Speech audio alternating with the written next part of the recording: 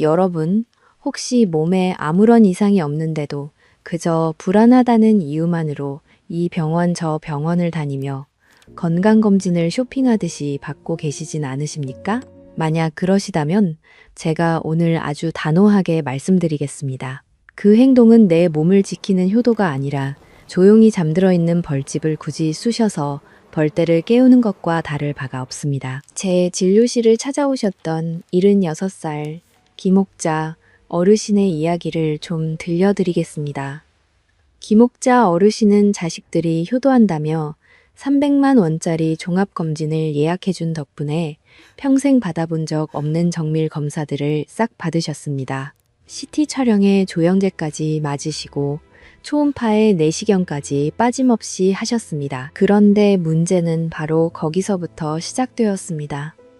검사 결과에서 아주 작은 혹 하나가 발견되었는데 의사가 확실히 하기 위해 조직 검사를 해보자고 했습니다. 그 과정에서 어르신은 고열이 나시고 기력이 급격히 떨어지셨습니다. 검사 부위에 염증이 번져 3주 넘게 병원 신세를 지셔야 했습니다. 나중에 알고 보니 그 혹은 평생 두고 봐도 아무런 해가 없는 녀석이었습니다. 김옥자 어르신은 제 손을 꼭 잡으시며 눈물을 글썽이셨습니다. 선생님, 건강하게 오래 살려고 검사 받았는데 그 검사 때문에 오히려 다리 힘이 다 풀리고 밥맛까지 잃어버렸습니다. 어르신은 가슴을 치시며 말씀하셨습니다. 이 이야기가 과연 남의 일이겠습니까? 실제 통계를 보면 더 놀랍습니다. 2019년 국가 암검진을 받은 75살 이상 어르신이 무려 100만 명이 넘습니다. 그런데 국내 연구진이 10년 넘게 추적 조사한 결과 85살 이상 어르신이 특정 암검진을 받았을 때 오히려 검진을 받지 않은 분들보다 사망 위험이 2배나 높게 나타났습니다. 쉽게 말씀드리면 검진을 받으신 분들보다 오히려 더 일찍 돌아가셨다는 뜻입니다. 왜 이런 비극이 벌어지는 걸까요?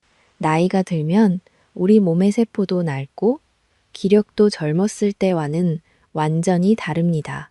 젊은 사람에게는 아무것도 아닌 작은 상처가 어르신들께는 치명적인 감염으로 번질 수 있고 마취 한 번도 심장에 엄청난 부담이 됩니다.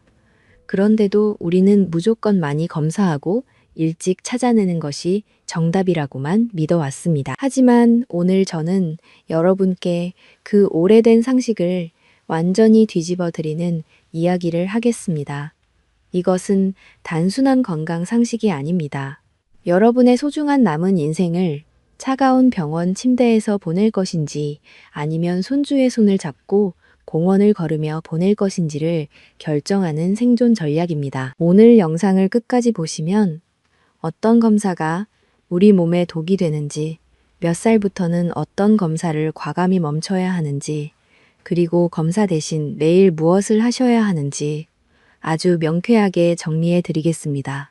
오늘 이 이야기가 내 삶에 꼭 필요하겠구나 싶으시다면 좋아요 버튼 한번 꼭 눌러주시고 댓글에 숫자 1만 남겨주세요. 여러분의 작은 참여가 더 많은 어르신의 건강을 살리는 큰 힘이 됩니다. 자, 그러면 이제 본격적인 이야기를 시작하겠습니다. 자, 이제부터는 도대체 어떤 검사들이 우리 어르신들의 몸을 소리 없이 망가뜨리고 있는지 그 실체를 낱낱이 파헤쳐 보겠습니다. 그렇다면 과연 김옥자 어르신은 왜 그 좋다는 비싼 검사를 받고도 몸져 누우셨던 걸까요? 바로 내시경 때문이었습니다. 85살이 넘으셨다면 위 내시경과 대장 내시경은 이제 과감하게 멈추셔야 합니다. 김옥자 어르신이 3주 넘게 병원 신세를 지셨던 이유가 바로 이 내시경이었습니다. 이것이 왜 위험한지 제가 비유를 하나 들어보겠습니다. 자동차를 오래 타시면 정기 점검을 받으시잖아요. 새 차일 때는 점검이 아무런 문제가 없습니다.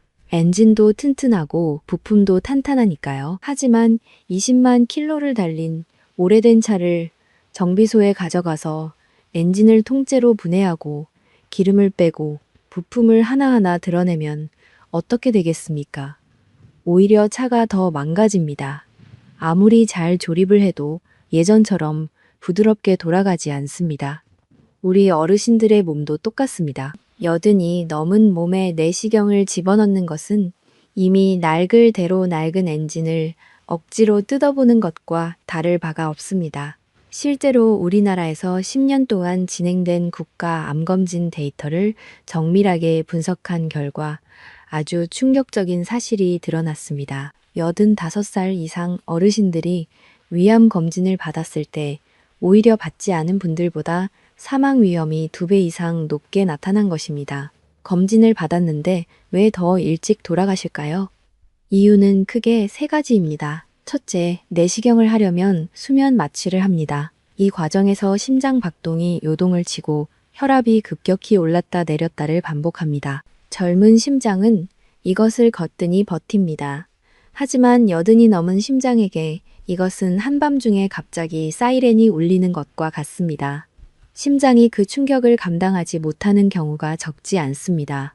둘째, 검사 도중에 아주 미세한 상처가 나더라도 어르신들은 회복이 워낙 더딥니다. 면역력이 약해서 작은 상처 하나가 치명적인 염증으로 번지고 결국 며칠이면 끝날 일이 몇 주로 늘어나 병원에서 오래 누워 계셔야 합니다. 김옥자 어르신이 바로 이 경우였습니다. 셋째, 대장 내시경도 마찬가지입니다. 대장 내시경을 하려면 하루 전부터 금식을 하고 장을 비우는 약을 들이켜셔야 합니다. 이 과정에서 몸의 수분이 한꺼번에 빠져나가고 전해질이 흔들립니다.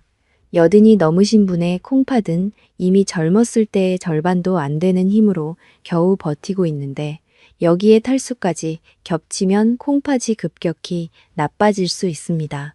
제가 이런 말씀을 자신 있게 드리는 이유가 있습니다. 저는 신장내과 전문의 남현진입니다. 서울에서 콩팥 전문 진료와 투석실을 20년 넘게 운영해 오면서 건강검진을 너무 자주, 너무 과하게 받으시다가 오히려 콩팥까지 망가져서 투석실 문을 두드리신 어르신들을 수없이 만나왔습니다.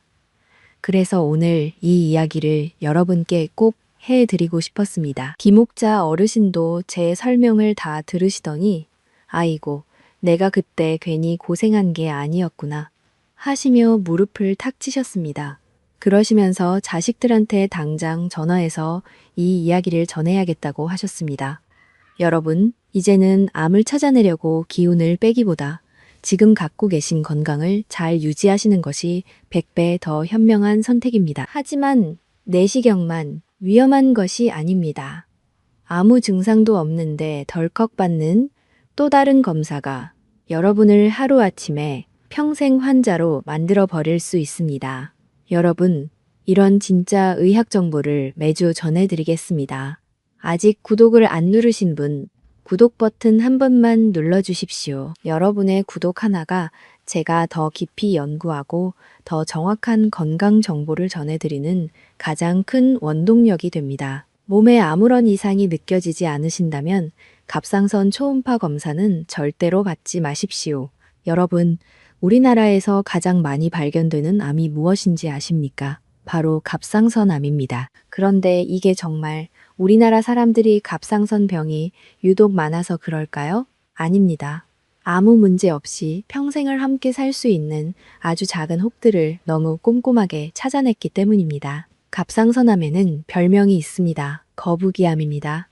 거북이처럼 워낙 천천히 자라서 10년이 지나도 크기가 거의 변하지 않는 경우가 허다합니다. 그냥 내 몸속에서 조용히 잠들어 있는 녀석입니다. 깨우지만 않으면 평생 아무 해를 끼치지 않습니다. 그런데 건강검진 항목에 포함되어 있다는 이유만으로 덜컥 초음파를 찍으셨다가 이 녀석이 발견되면 그때부터 지옥이 시작됩니다. 암이라는 단어를 듣는 순간 밤잠을 못 이루십니다. 밥맛도 없어지시고 자식들 얼굴만 보면 눈물이 나십니다. 내가 암 환자라는 낙인이 머릿속을 떠나지 않습니다. 결국 불안을 견디지 못하시고 수술대에 오르시게 됩니다. 하지만 갑상선을 떼어내면 어떻게 될까요? 평생 호르몬제를 챙겨 드셔야 합니다. 하루라도 빠뜨리시면 온몸이 무겁고 피곤해지십니다. 목소리가 잠긴 것처럼 변하시는 분도 계시고 칼슘 조절이 안 되어 손발이 저리고 쥐가 나는 부작용을 평생 안고 가셔야 하는 분도 계십니다. 아무 증상 없이 100살까지 건강하게 사실 수 있었던 분이 검사 한번 잘못 받으셨다가 평생 약에 의지하는 환자가 되어버리시는 겁니다. 이것이 과연 건강을 지키는 일이겠습니까? 한때 우리나라에서 갑상선 초음파 검사가 유행처럼 번진 적이 있었습니다. 그러자 갑상선암 환자 수가 폭발적으로 늘어났습니다. 보험회사들이 비명을 질렀습니다. 갑상선암으로 보험금을 타신 분이 그 돈으로 차를 바꾸셨다는 이야기까지 돌았습니다. 결국 보험업계가 갑상선 초기 암에 대한 보험금을 대폭 줄여버렸습니다. 검사를 너무 많이 해서 잊지도 않은 환자를 만들어내다 보니 사회 전체가 몸살을 앓은 겁니다. 실제로 세계에서 가장 권위 있는 의료기관들이 한 목소리로 이렇게 권고하고 있습니다. 증상이 없다면 갑상선 초음파 검사를 하지 말라고요. 미국 예방의학특별위원회도 대한갑상선학회도 같은 입장입니다. 여러분 생각해 보십시오. 밭에 씨앗 하나가 묻혀 있습니다. 싹도 틔우지 않고 뿌리도 내리지 않고 그냥 흙 속에서 가만히 잠들어 있습니다. 그런데 그 씨앗이 거기 있다는 것만으로 불안하다며 삽으로 밭을 파헤치기 시작하면 어떻게 되겠습니까? 멀쩡한 밭이 엉망이 됩니다. 다른 작물의 뿌리까지 다 끊겨버립니다. 가만히 놔뒀으면 아무 일도 없었을 텐데 괜한 걱정에 삽을 든 순간 밭 전체가 망가지는 겁니다. 갑상선도 똑같습니다. 더 무서운 이야기를 하나 해드리겠습니다. 갑상선 수술을 하시면 부갑상선이라는 아주 작은 기관이 다칠 수 있습니다. 이 부갑상선이 다치면 우리 몸의 칼슘 조절이 무너지는데 그렇게 되면 뼈가 약해지고 근육이 경련을 일으키는 고통스러운 증상을 평생 달고 사셔야 합니다. 특히 어르신들은 칼슘 조절이 무너지면 콩팥에도 큰 부담이 갑니다. 제가 투석실에서 만나 뵌 환자분 중에 갑상선 수술 후 부갑상선 손상으로 콩팥까지 나빠지신 분이 실제로 계셨습니다. 김옥자 어르신도 이 이야기를 들으시더니 아이고 가슴이 뻥 뚫리는 것 같다. 나도 작년에 갑상선 초음파를 받을까 말까 고민했었는데 안 받기를 정말 잘했구나 하시며 환하게 웃으셨습니다. 불필요한 걱정을 사서 할 이유가 전혀 없다는 것을 비로소 깨달으신 겁니다. 오늘 이 이야기가 여러분께 정말 큰 울림이 되셨으면 좋겠습니다. 혹시 주변에 비싼 검사가 최고라고 아직도 믿고 계시는 분이 계신가요? 그분들이 더 이상 김옥자 어르신처럼 고생하지 않도록 이 영상을 지금 바로 카카오톡으로 공유해주세요. 여러분의 공유 한 번이 누군가에게는 평생의 건강을 지키는 소중한 선물이 됩니다. 앞서 무서운 이야기들을 해드렸는데 아직 끝이 아닙니다. 하나만 더 짚고 넘어가겠습니다. 하루에 한 갑씩 30년 넘게 담배를 피우신 분이 아니라면 폐암 저설량 CT 검사는 받지 마십시오. 여기서 말하는 30갑년이라는 기준은 하루 한 갑씩 30년을 피우셨거나 하루 두 갑씩 15년을 피우신 경우를 말합니다. 이 정도로 오래 많이 피우신 분들은 폐암 위험이 워낙 높기 때문에 저설량 CT 검사가 반드시 필요합니다. 하지만 그게 아니라면 이야기가 완전히 달라집니다. 일부 병원에서는 폐암을 빨리 찾아야 한다며 담배를 안 피우시는 분들께도 이 검사를 권합니다. 하지만 이것은 빈대 잡으려다 초가삼간을 다 태우는 격이 될 수 있습니다. 실제 통계를 보십시오. CT 검사에서 폐암이 의심된다는 판정을 받은 분 10명 중에 4명 이상은 정밀 조직 검사를 해보니 암이 아니었습니다. 그런데 그 과정에서 바늘로 폐를 찌르는 고통스러운 검사를 받으셔야 하고 10명 중 1명은 폐에 구멍이 나거나 피가 고이는 심각한 합병증을 겪으십니다. 게다가 CT 검사는 방사선 노출이 뒤따릅니다. 아무 증상도 없고 담배도 안 피우시는데 매년 이 검사를 반복하시는 것은 내 몸에 방사선을 차곡차곡 쌓아두는 것과 같습니다. 여러분, 여기서 제가 가장 강조하고 싶은 이야기를 해드리겠습니다. 바로 10년의 법칙입니다. 남은 인생이 10년 미만이라고 생각되신다면 이제 암검진은 명예롭게 졸업하셔야 합니다. 왜 10년일까요? 암검진으로 병을 찾고 치료해서 생명을 구하는 효과는 오늘 당장 나타나는 것이 아닙니다. 최소한 10년이라는 세월이 흘러야 비로소 그 빛을 발하기 때문입니다. 우리나라 어르신들의 평균 수명을 고려하면 대략 75살 전후가 이 결정을 내려야 하는 중요한 시점입니다. 만약 80살이 넘으셨는데 아직도 암검진에 매달리고 계시다면 그것은 득보다 실이 훨씬 큽니다. 자, 여기서 한 가지 더 꼭 짚고 넘어가야 할 아주 무서운 사실이 있습니다. 바로 검사가 또 다른 검사를 부르는 연쇄 효과입니다. 예를 들어 보겠습니다. 가벼운 마음으로 찍은 엑스레이 사진에서 아주 작은 그림자 하나가 발견되었습니다. 그러면 의사는 확실히 해야 한다며 CT 촬영을 권합니다. CT에서 또 뭔가가 보이면 이번에는 바늘로 찔러서 조직을 떼어보자고 합니다. 결국 아무것도 아닌 것으로 판명이 나더라도 그 과정에서 우리 어르신들은 수차례 마취를 견뎌야 하고 과도한 방사선에 노출되며 몸과 마음이 만신창이가 됩니다. 75살이 넘은 몸은 이런 연쇄적인 충격을 버텨낼 기력이 젊은 사람과는 하늘과 땅 차이입니다. 한번 시작된 검사의 굴레는 멈추기가 참 어렵기 때문에 애초에 불필요한 첫 단추를 꿰지 않는 것이 가장 현명한 방어입니다. 또한 암을 발견하는 것보다 더 무서운 것이 있습니다. 그 암을 치료하는 고통스러운 과정입니다.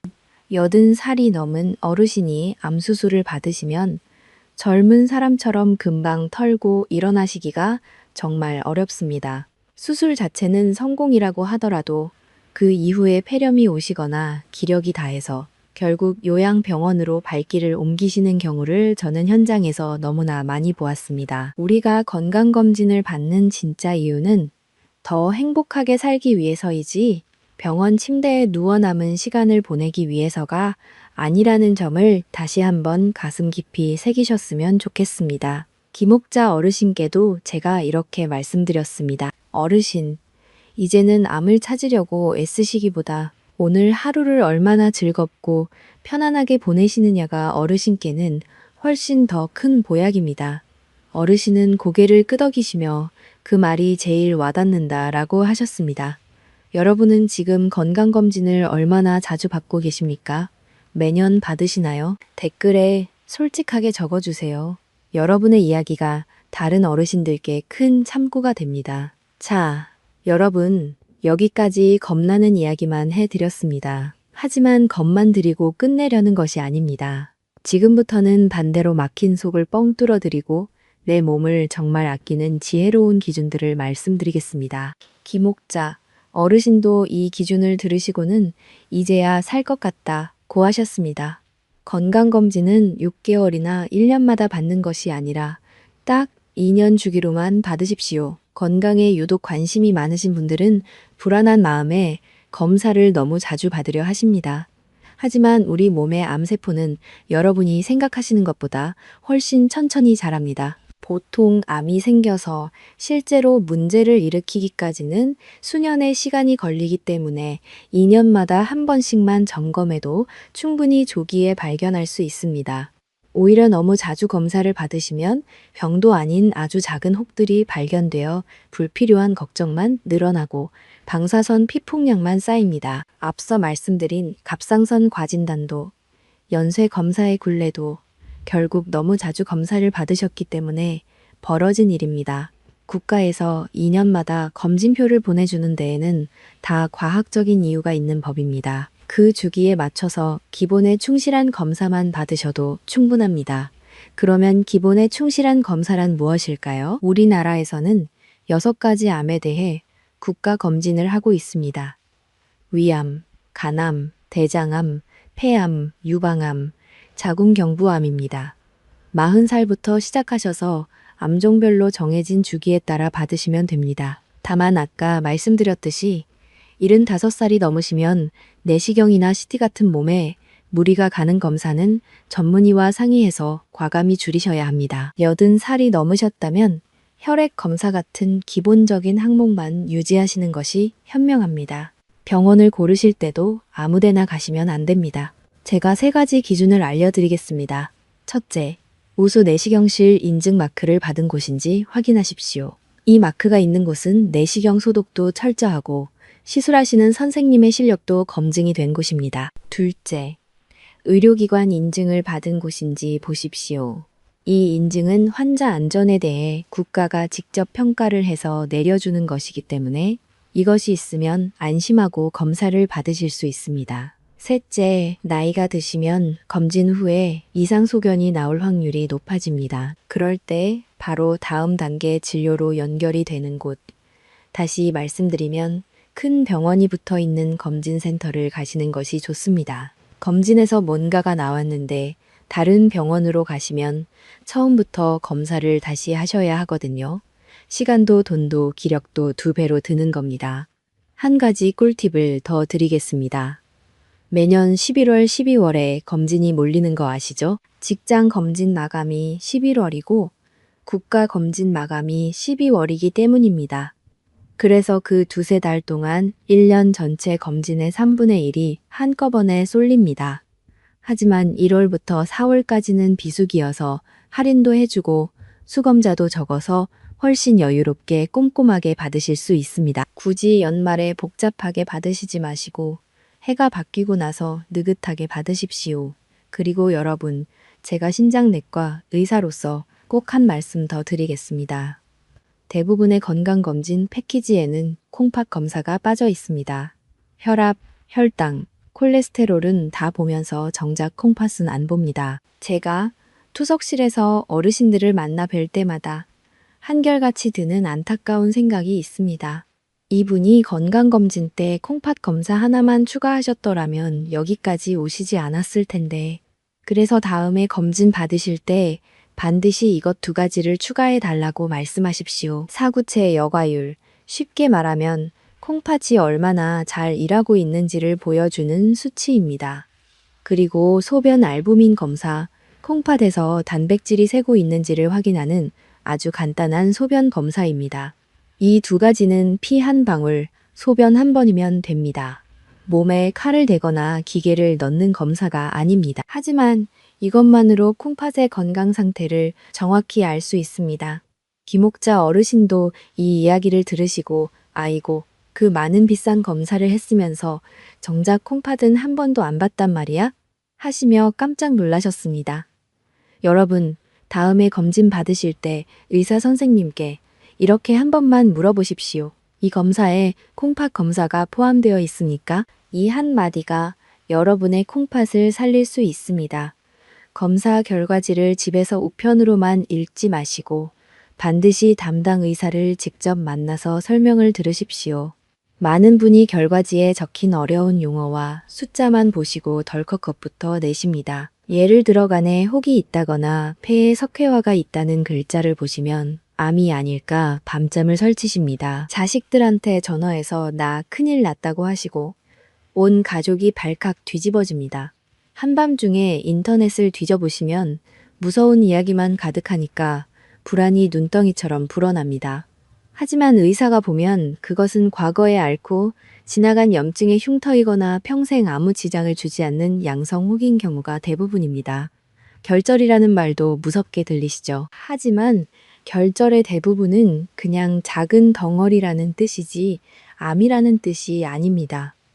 종이 한 장에 적힌 숫자에 이리저리 흔들리시지 마시고 전문가의 입을 통해 내 상태가 정말 어떤지 정확히 확인하시는 과정이 반드시 필요합니다. 그래야 불필요한 걱정에서 벗어나 마음의 평화를 찾으실 수 있습니다. 여기서 정말 중요한 것이 한 가지 더 있습니다. 반드시 이전 결과지를 함께 가져가셔야 합니다. 예를 들어 올해 결과지에 콩팥에 물혹이 있다고 적혀 있으면 깜짝 놀라시잖아요.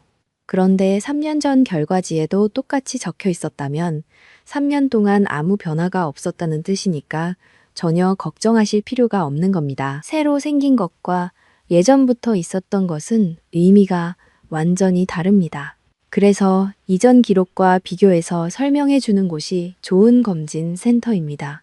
결과지만 우편으로 딱 보내놓고 상담을 시원찮게 해주는 곳은 피하시는 것이 좋겠습니다. 자, 여기서 진료실에서 가장 많이 받는 질문 하나를 짚어드리겠습니다. 선생님, 피 한 방울로 암을 다 찾아낸다는 암 표지자 검사, 그거 꼭 해야 되는 거 아닙니까? 검사 결과지에 CA125나 CA19의 9 같은 어려운 영어로 된 수치들이 적혀 있잖아요. 이 수치가 조금이라도 높게 나오면 덜컥 암에 걸린 줄 아시고 사시나무 떨듯이 떠시는 분들이 계십니다. 하지만 제가 오늘 분명히 말씀드리겠습니다. 이 수치는 암이 전혀 없어도 올라갑니다. 내 몸에 작은 염증이 하나 있거나 단순히 나이가 드셔서 올라가는 경우가 태반입니다. 특히 어르신들은 가벼운 기관지염이 있거나 위염이 살짝 있기만 해도 이 수치가 춤을 춥니다. 그러니 이 수치 하나에 내 목숨이 왔다 갔다 한다고 생각하시며 절대로 겁먹지 마십시오. 암 표지자 검사는 암을 진단하는 만능 도구가 아닙니다.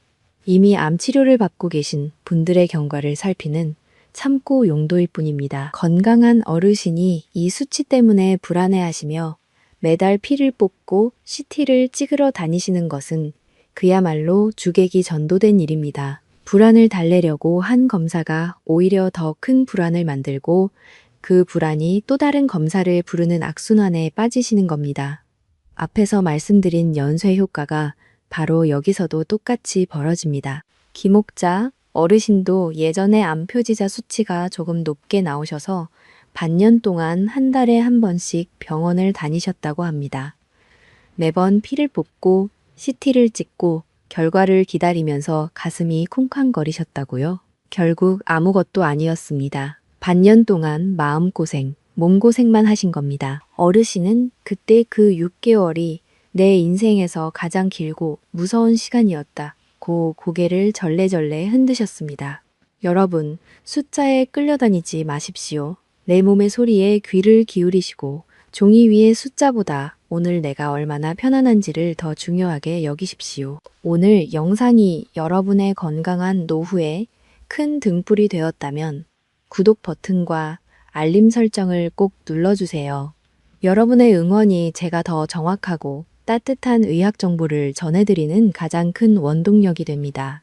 자, 이제 기목자 어르신과 제가 함께 만든 특별한 건강 일과표를 소개해드리기 전에 한 가지 꼭 짚고 넘어갈 이야기가 있습니다. 바로 영양제 이야기입니다.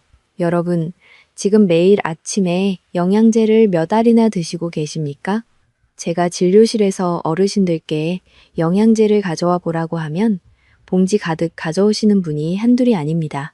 칼슘, 비타민 D, 오메가3, 마그네슘, 관절에 좋다는 글루코사민, 유산균까지 많은 분이 7가지, 8가지, 심한 경우 10가지가 넘는 영양제를 매일 드시고 계십니다. 건강에 좋다니까 많이 먹으면 더 좋지 않겠어요? 이렇게 말씀하시는데 오늘 제가 이 생각을 완전히 바꿔드리겠습니다. 영양제의 기능은 크게 2가지입니다. 첫 번째는 내 몸에 부족한 영양소를 채워주는 것입니다. 예를 들어 밥을 제대로 못 드시는 어르신이 종합 영양제를 드시거나 뼈가 약해지셨을 때 칼슘을 드시는 것, 이런 경우는 당연히 도움이 됩니다. 두 번째는 혈액순환을 돕는다거나 관절에 좋다거나 하는 기능성 효과인데 이 부분은 솔직히 말씀드리면 약에 비해 효과가 매우 약합니다. 내가 콜레스테롤이 높다면 콜레스테롤 약을 드시는 것이 정답이지 콜레스테롤에 좋다는 건강기능식품을 대신 드시는 것은 현명하지 않습니다. 약이 있는 병에는 약을 드셔야 합니다. 그런데 여기서 제가 신장내과 의사로서 꼭 드리고 싶은 경고가 있습니다. 영양제를 너무 많이 드시면 그것을 처리해야 하는 콩팥에 엄청난 부담이 갑니다. 비유를 들어볼까요? 여러분 댁 정수기에 평소 맑은 물을 넣으시잖아요. 그런데 거기에 갑자기 진흙탕물을 들이부으면 필터가 어떻게 되겠습니까? 금방 막혀버립니다. 우리 콩팥도 마찬가지예요. 영양제를 7가지, 8가지씩 한꺼번에 드시면 콩팥 필터가 처리해야 할 물질이 폭발적으로 늘어납니다. 특히 칼슘을 과하게 드시면 콩팥 안에서 돌처럼 굳어버립니다. 시멘트 반죽을 수도관에 들이붓는 것과 같습니다. 이것이 바로 콩팥 결석입니다. 제 투석실에서도 텔레비전 건강 프로그램에서 좋다고 해서 이것저것 사 드시다가 콩팥이 나빠지신 어르신들을 만나 뵌 적이 있습니다. 그분들이 하나같이 하시는 말씀이 건강하려고 먹었는데 그게 독이 될 줄 몰랐다 입니다. 그러면 영양제는 어떻게 드셔야 할까요? 세 가지만 기억하십시오. 첫째, 한꺼번에 네 가지를 넘기지 마십시오. 둘째, 약을 대신하려고 먹지 마시고 밥을 대신하려고도 먹지 마십시오. 셋째, 지금 드시는 영양제를 종이에 적어서 다음 병원 방문 때 전문의에게 보여주십시오. 이 한 번의 확인이 불필요한 영양제를 걸러내고 콩팥을 지키는 가장 빠른 길입니다. 한 가지 더, 비타민 D는 거의 모든 의사가 권하는 영양제입니다. 한국 사람들은 대부분 비타민 D가 부족합니다. 햇빛을 충분히 쬐시면 좋지만 그러려면 팔다리가 다 드러난 옷을 입고 30분 넘게 밖에 계셔야 합니다. 현실적으로 쉽지 않으시잖아요. 그래서 비타민 D만큼은 따로 챙겨 드시는 것이 좋겠습니다. 자, 영양제 다음으로 식단에 대해 짧게 말씀드리겠습니다. 이것은 정말 간단합니다. 모든 연구에서 나쁘다고 나오는 음식은 딱 정해져 있습니다. 포화지방이 많은 음식, 트랜스 지방이 많은 음식, 그리고 당분이 잔뜩 들어있는 달달한 음료입니다. 특히 맛있는 것이면서 달달한 것들은 세상에서 가장 나쁜 음식이라고 말씀드릴 수 있습니다. 반대로 좋다고 나오는 것도 정해져 있습니다. 채소, 과일, 견과류입니다. 다만 과일은 반드시 그냥 씹어서 드셔야 합니다. 착즙 주스로 만들어 드시면 과일 3개 분량의 당분이 1분 만에 몸속으로 들어갑니다. 섬유소는 다 빠지고 당분만 폭탄처럼 쏟아지는 겁니다. 과일 주스가 건강에 좋지 않다는 연구 결과가 계속 나오고 있는 이유가 바로 이것입니다. 그냥 드시면 천천히 씹으면서 먹으니까 한 개만 드시게 되지만 갈아버리면 3개가 순식간에 들어갑니다. 여러분은 지금 영양제를 몇 가지 드시고 계십니까? 댓글에 숫자로 적어주세요. 그리고 그 영양제를 전문의에게 보여주신 적이 있으십니까? 없으시다면 오늘이 바로 그날이 되어야 합니다. 자, 이제 김옥자 어르신과 제가 함께 만든 특별한 건강 일과표를 소개해 드리겠습니다. 어르신은 비싼 검진을 과감히 포기하시는 대신 이 일과표를 실천하시면서 오히려 예전보다 훨씬 활기찬 하루를 보내고 계십니다. 여러분도 오늘부터 당장 따라하실 수 있는 아주 구체적인 루틴입니다. 먼저 아침 7시입니다. 눈을 뜨자마자 가장 먼저 하셔야 할 일은 병원을 찾아가시는 것이 아니라 거실 한쪽에 놓아둔 가정용 혈압계로 내 혈압을 재시는 것입니다.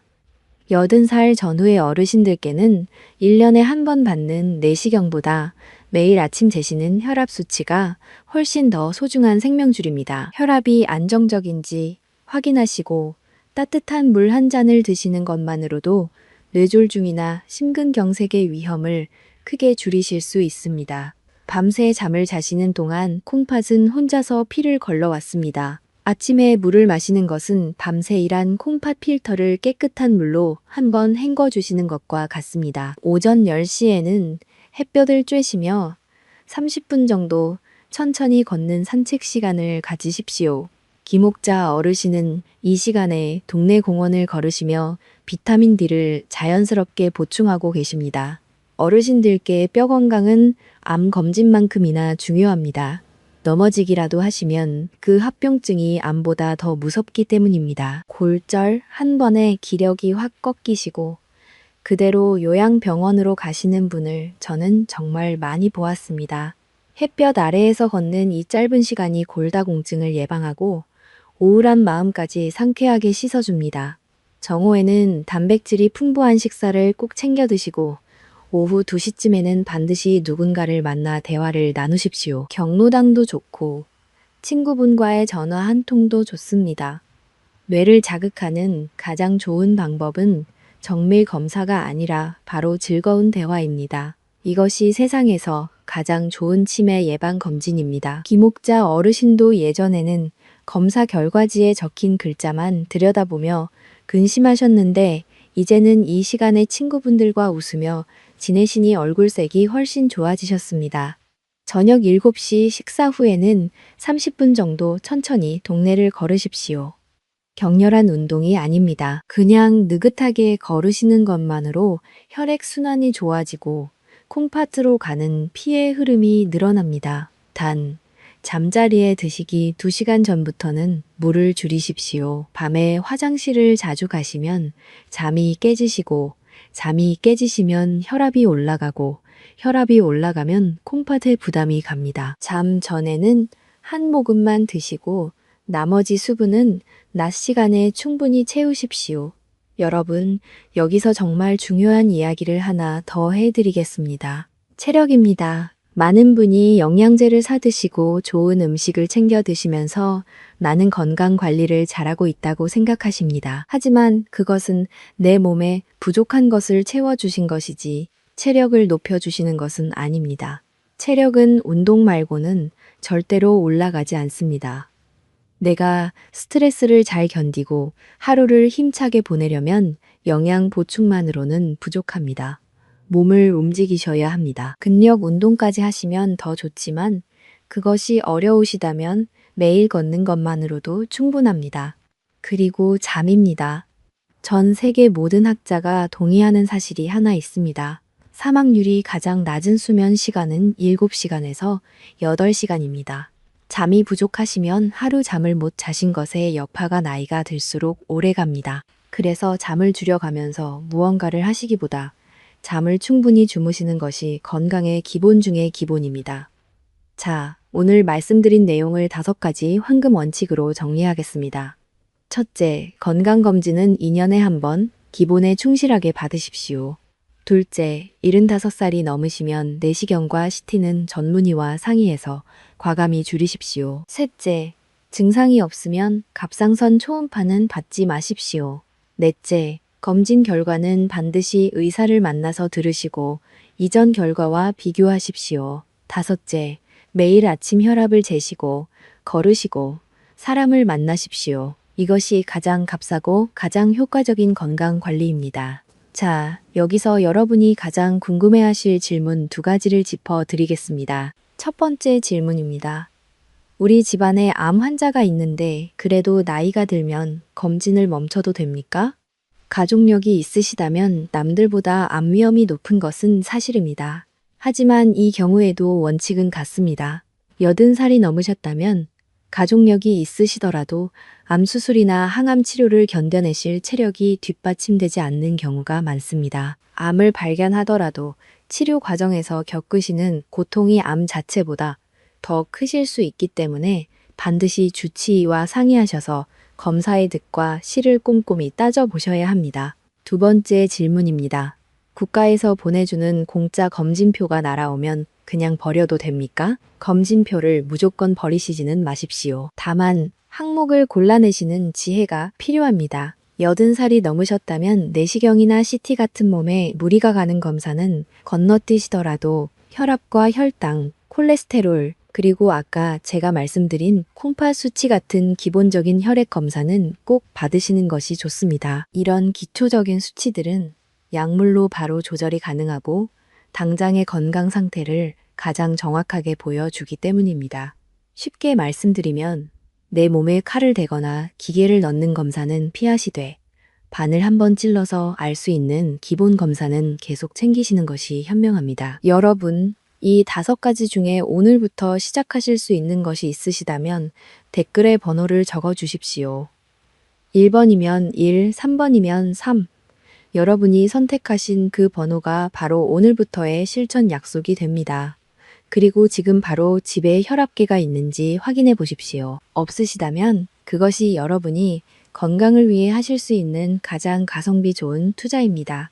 오늘 이 루틴을 당장 내일부터 실천해 보시겠다고 마음먹으셨다면 댓글에 실천이라는 2글자를 꼭 남겨주세요. 그리고 댓글창에서 다른 분들과 함께 서로 응원하고 격려하는 따뜻한 말 한마디도 나눠보시기 바랍니다. 혼자 하시면 어렵지만 함께 하시면 충분히 해내실 수 있습니다. 여러분의 실천이 여러분의 노년을 빛나게 할 것입니다.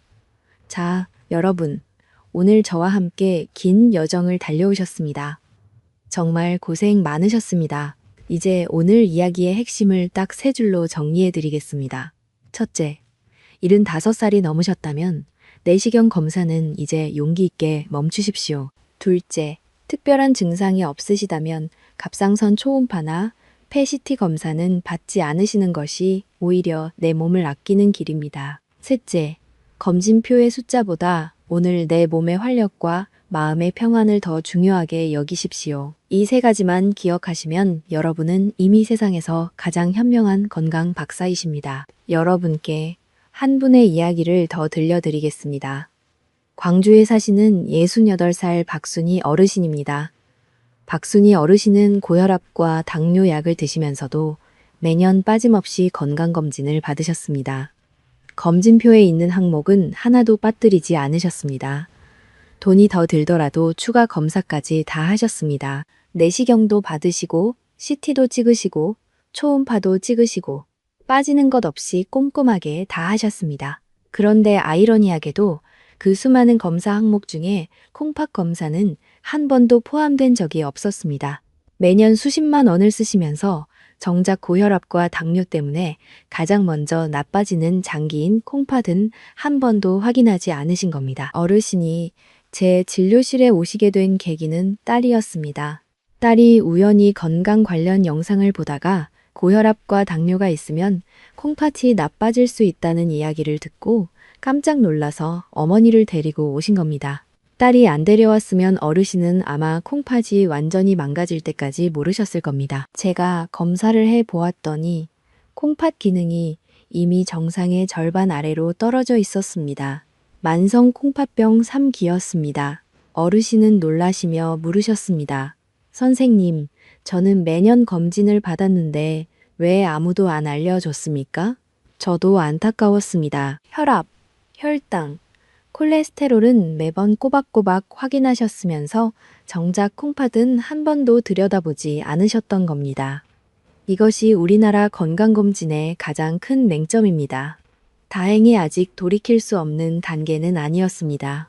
저는 어르신과 함께 약물을 하나하나 정리했습니다. 콩팥에 부담이 가는 약은 전문의와 함께 안전하게 조절하고 불필요한 영양제 4가지를 하나씩 줄여 나갔습니다. 식단도 바꾸셨습니다. 짠 음식을 줄이시고 단백질 양을 적절하게 조절하셨습니다. 그리고 매일 아침 혈압을 재시고 저녁에는 딸과 함께 동네를 천천히 걸으셨습니다. 6개월 후 다시 검사를 받으셨습니다. 콩팥 수치가 눈에 띄게 좋아져 있었습니다. 저도 놀랐습니다. 이 정도 개선은 흔한 일이 아닙니다. 어르신은 제 손을 잡으시며 이렇게 말씀하셨습니다.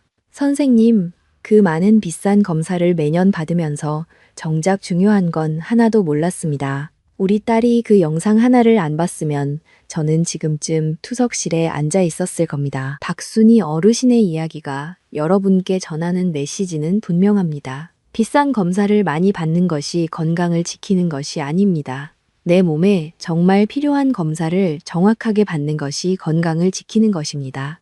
그리고 그 필요한 검사 목록에 콩팥이 반드시 들어가야 합니다.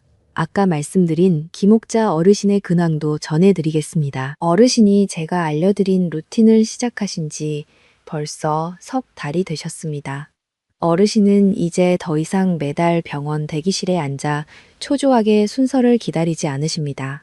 대신 그 시간에 동네 친구분들과 함께 근처 산책로를 걸으시며 계절의 변화를 만끽하고 계십니다. 예전에는 검진 결과지에 적힌 작은 수치 하나에도 가슴이 철렁 내려앉으셨지만 이제는 오늘 아침 잰 혈압이 정상이라는 사실 하나만으로도 충분히 감사하며 하루를 시작하십니다.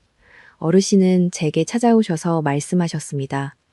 선생님, 병원에 가서 기계 앞에 누울 때는 항상 도살장에 끌려가는 기분이었습니다. 그런데 이제는 내 혈압 내가 챙기고 친구들과 웃으며 지내니 내가 내 건강의 주인이 된 것 같아서 정말 행복합니다. 그리고 이렇게 덧붙이셨습니다. 무엇보다 자식들한테 더 이상 검사비 문제로 짐이 되지 않으니 그게 제일 마음이 편합니다. 여러분도 이제는 건강의 주권을 되찾으셔야 합니다. 병원이 시키는 대로 무조건 끌려가시는 것이 아니라 내 나이와 내 몸에 맞는 실질적인 관리를 시작하십시오.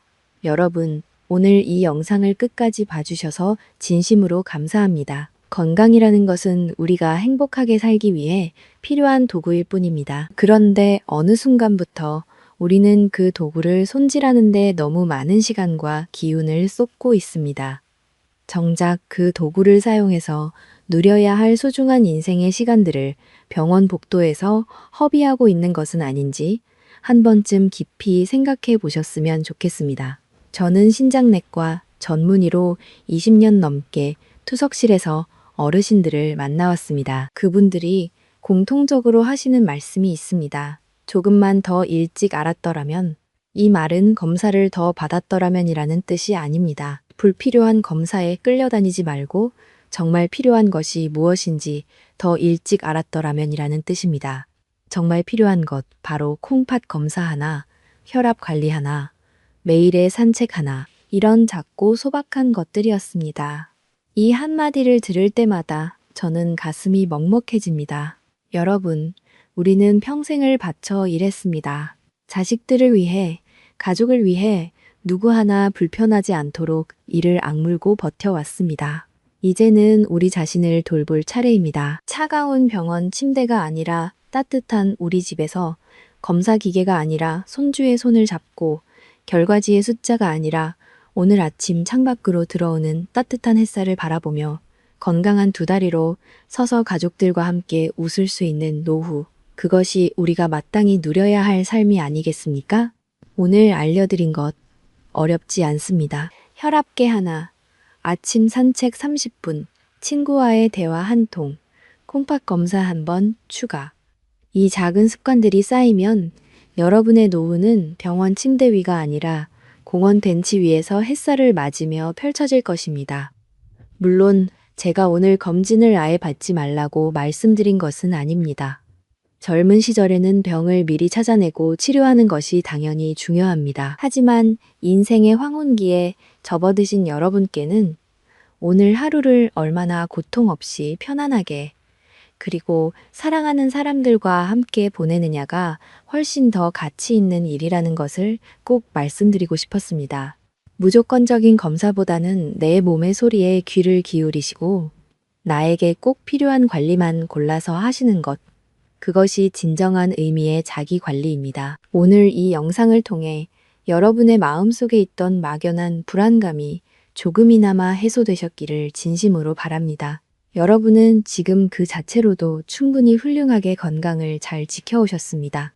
이제는 검진표라는 성적표에 얽매이지 마시고 오늘 하루 나에게 주어진 시간을 선물처럼 즐기셨으면 좋겠습니다. 여러분이 환하게 웃으시며 걷는 그 걸음걸음이 세상에서 가장 좋은 보약입니다. 여러분, 마지막으로 부탁드리겠습니다. 지금 이 영상을 카카오톡으로 여러분의 가족에게 보내주십시오. 부모님께, 배우자에게, 형제자매에게 이 영상 한번 봐봐. 우리 건강 때문에 여러분이 보내시는 그 메시지 하나가 사랑하는 사람을 불필요한 고통에서 지켜줄 수 있습니다. 댓글에는 오늘부터 실천하실 것 한 가지만 적어주십시오. 구독과 좋아요는 제가 여러분 곁에서 계속 건강 정보를 전해드릴 수 있는 힘이 됩니다. 이 영상의 내용은 일반적인 건강 정보를 위한 것이며 개인의 상태에 따라 다를 수 있습니다. 현재 약물을 복용 중이시거나 치료를 받고 계신 분은 반드시 담당 전문의와 상담하신 후에 판단하시기 바랍니다. 특히 약을 임의로 끊으시거나 검사를 임의로 중단하시면 안 됩니다. 오늘 말씀드린 내용을 참고하시되 최종 결정은 반드시 여러분의 주치의와 함께 내려주십시오. 지금까지 신장내과 전문의 남현진 박사였습니다. 저는 앞으로도 여러분이 병원 문턱을 낮추고 집에서 더 건강하게 지내실 수 있도록 돕는 든든한 주치의가 되겠습니다. 오늘 이 강연이 여러분의 남은 인생의 따뜻한 위로와 명쾌한 해답이 되었기를 바랍니다. 여러분 항상 평안하시고 매일매일 건강하십시오. 감사합니다.